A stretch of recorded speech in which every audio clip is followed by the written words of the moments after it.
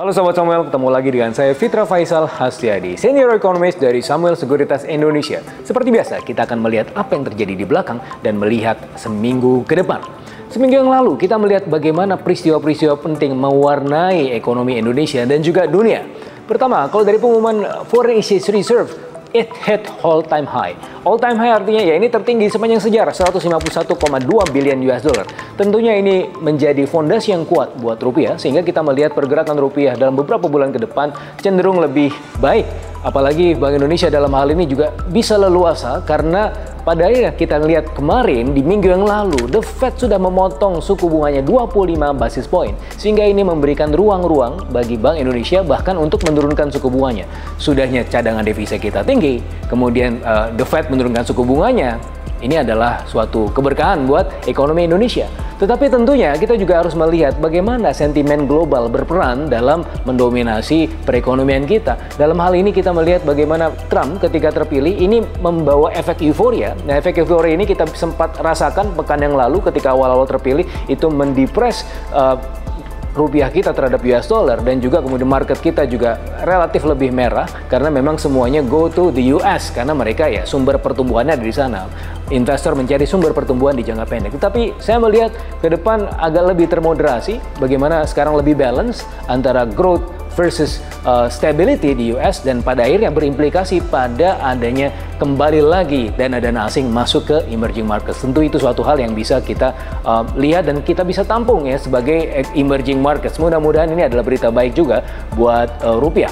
Tetapi tentunya kita juga bisa melihat bahwa ada beberapa hal-hal yang lain yang harus kemudian kita perhatikan sebagai investor. Ada data pertumbuhan ekonomi yang kemarin juga sebenarnya tidak terlalu baik ya, bagaimana itu di bawah 5%, di bawah rate sebelumnya di kuartal kedua dan kuartal ketiga, tapi mudah-mudahan itu bisa bouncing lagi di akhir kuartal keempat ini.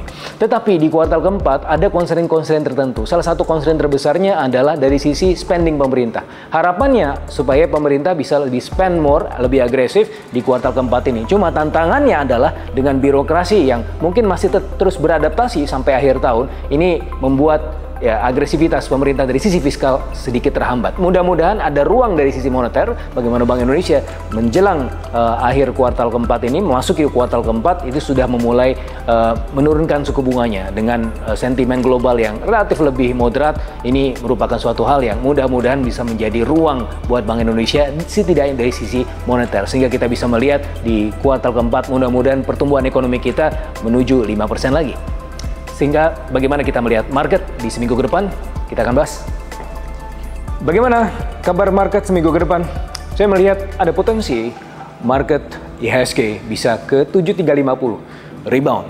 Tetapi setidaknya di 1-2 hari ini, bahkan sampai 3 hari, sampai pertengahan minggu, kita masih melihat ada kecenderungan terdepres karena efek euforia dari sentimen global yang mana kita masih melihat bahwa investor kecenderungan adalah mengambil kecenderungan keuntungan di jangka pendek dengan masuk ke pasar US. Ya akibatnya ya emerging markets kekurangan likuiditas. Dan oleh karenanya saya masih melihat di 7125 IHSG kami melihat di situ, tapi masih ada kecenderungan ke 7350. Sementara sektor-sektor yang menurut kami itu layak untuk dipantau adalah energi, kemudian teknologi, ada juga finance, dan juga ada sedikit industri. Nah ini mungkin beberapa sektor yang layak untuk dipantau dalam sepekan ke depan. Bagaimana dengan bond market? Bond market yieldnya masih berada di 6,64 sampai 6,79. Mudah-mudahan ini akan kembali ke level 6,6 lagi karena ada potensi flow dari dana asing masuk mulai dari pertengahan minggu ini, dan beberapa tenor yang layak dikoleksi adalah yang bertenor di bawah 10 tahun dan juga ada beberapa yang di atas 10 tahun. Jadi semacam mix collection. Yang pertama ada di yang satu bertenor 2, 3, 16, 20 dan juga 30. Sekian dari saya, sampai ketemu di acara Economic Update berikutnya di pekan berikutnya, dan senantiasa mempercayakan investasi Anda kepada kami Samuel Sekuritas Indonesia. Sampai ketemu.